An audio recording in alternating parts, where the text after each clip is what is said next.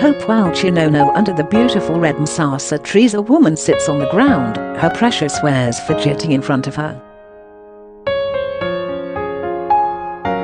Balanced across a wheelbarrow is a homemade cage filled with live chickens. Chicken dinner is the intention, but business is slow, very slow. How much? I asked. 5 USA, she replies. USA is the Zimbabwean shortcut word for US dollars. 5 USA today is worth 500 Zimbabwe dollars, a staggering price for a chicken dinner considering a whole frozen chicken was 8 Zimbabwe dollars in February 2019, when the Zimbabwe government converted all our US dollars to Zimbabwe bond dollars. That's what 833% inflation feels like, and so people stand in the shade of the red trees and look at the wheelbarrow load of chickens, chat for a bit and leave empty-handed. Duty and reality side by side.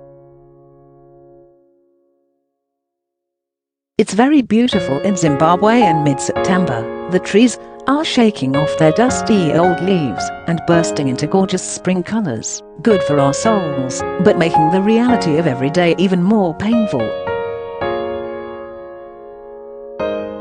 Chatting to a lecturer this week, he has only worked for 1 week in the past 6 months. The institution closed completely during COVID lockdowns, and online learning simply non-existent.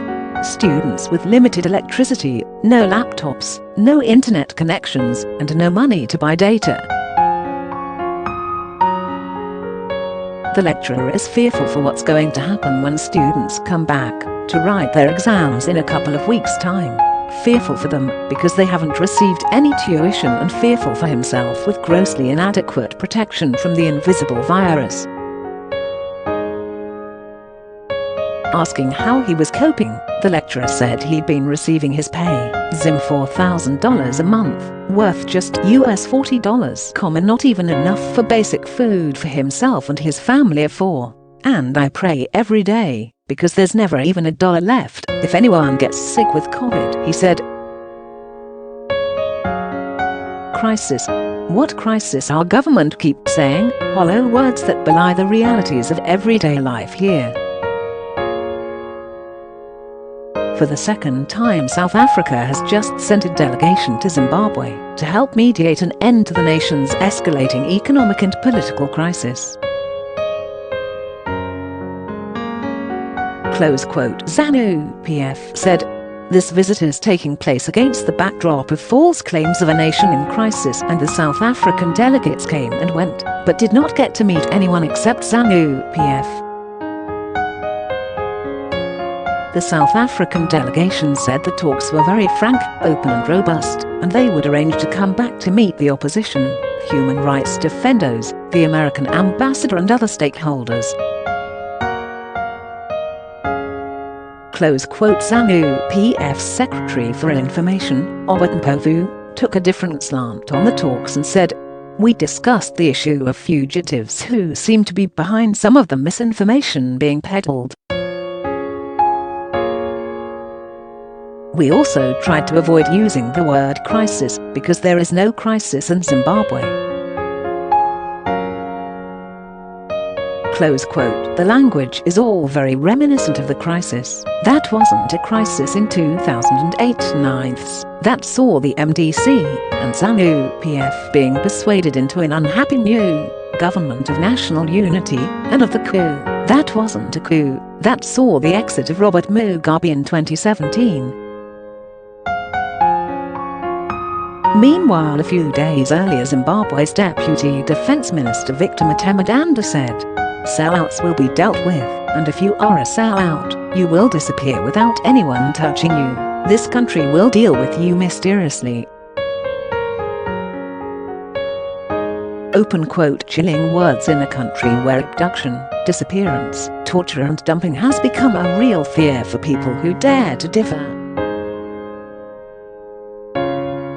Freelance corruption exposing journalist Hopewell Chinono was finally given bail after 45 days of incarceration, and his description of conditions at Chikurubi prison were damning and graphically simple. The situation there is terrible. Inmates are served with boiled beans and cabbage once a day all year round. If you fall sick, there is no medication. Those who test positive to COVID-19 are given hot water to drink as a remedy to help them lessen the pain and impact of the dreaded disease. Close quote. Meanwhile, Zimbabwe's new Minister of Health, Vice President Chiwenga, who took numerous trips outside the country for medical treatment last year, has this week banned Zimbabwean doctors from referring patients to institutions outside the country. The export bill was too high, he said, presumably referring to the cost to taxpayers of countless government members who get medical treatment everywhere except in Zimbabwe. And so we look out at the beautiful spring colors this September, and let their beauty revive us, ever hopeful that soon an end will come to this crisis that isn't a crisis. Until next time, thanks for reading this letter from Zimbabwe, now in its 20th year, and my books about life in Zimbabwe, a country in waiting. Love, Kathy. 11th September 2020. Copyright Kathy Buckle.